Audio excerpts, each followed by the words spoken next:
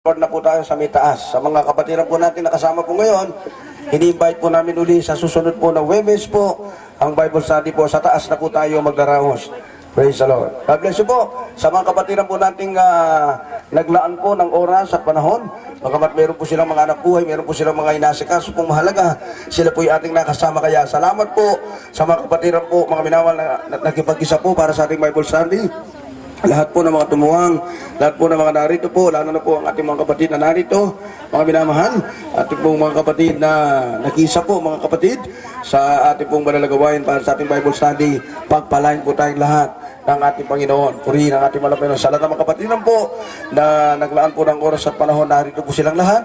God bless you po sa inyong lahat. Pagpalain po tayong lahat ng ating Panginoon. Hindi po nasayang po ang ating Bible study sa prayer ng mga pastor. 22 kaluluwa po ang ating nabautismuhan. Praise the Lord! Hallelujah! Praise God!